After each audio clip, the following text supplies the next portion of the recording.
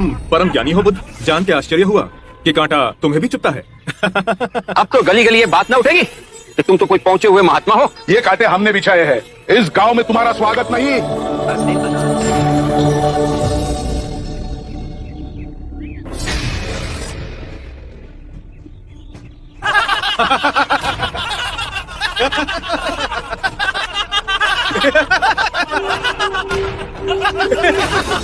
सुना था तुम परम ज्ञानी हो बुद्ध, जान के आश्चर्य हुआ कि कांटा तुम्हें भी चुभता है। अब तो गली गली ये बात ना उठेगी कि तुम तो कोई पहुंचे हुए महात्मा हो। ये कांटे हमने बिछाए हैं, इस गांव में तुम्हारा स्वागत नहीं। हर दिन अनाज भिक्षा में मांग कर ले जाते हैं। चलो चलो, दूसरे गांव का रास्ता लो। मेरा आप लोगों से अनुरोध है कि मुझे अपने गांव में भिक्षाटन करने दें। ठीक है, भिक्षा चाहिए तो दे अपने रक्त की आहुति।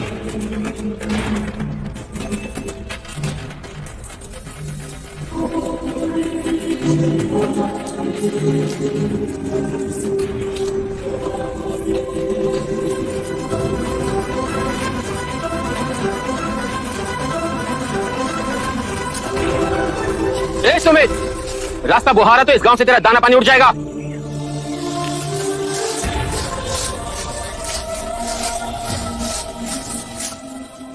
आप गांव में प्रवेश कीजिए। इन मुट्ठी भर लोगों से कई अधिक लोग आपको भिक्षा देने के लिए आतुर हैं। आप मुझे न छुए। हाँ, नहीं तो मेरी छाया भी पड़ी, आप दूषित हो जाएंगे। क्यों दूषित हो जाऊंगा मैं? तुम भी हम सभी की तरह मनुष्य ही हो, और एक मनुष्य का स्पर्श दूसरे मनुष्य को कैसे दूषित कर सकता है? केवल लालच, घृणा, मोह, तृष्णा हम ही मनुष्य को दूषित करते हैं। और तुम जैसा मनुष्य जिसमें इतना प्यार भरा हो, वो केवल दूसरों को सुख ही दे सकता है, दुख नहीं। कैसे महात्मा हो तुम? तुम्हें तो जाति वर्ण का ज्ञान भी नहीं है। चोला पहने कोई सन्यासी नहीं होता। अरे पाखंडी हो तुम, पाखंडी। जो मानव से उसकी मानवता को छीनता है, पाखंडी वो होता है। यदि मुझे पाखंडी कहे आप सभी को संतोष मिलता है तो ये उचित है, परंतु इस मनुष्य में भी हमारी तरह प्राण बसे। इसे नीचा कहे, इसका तिरस्कार करना सबसे बड़ा पाखंड है। यदि जानते नहीं हो तो मैं बता दूं, ये धर्मशास्त्र है। पाखंड कैसे हुआ? जिस मिट्टी से सारी मानवता का सृजन हुआ, उसी से इसका भी हुआ। मानव और मानव में भेद कर आप सृजनकर्ता पर कीचड़ उछाल रहे हैं।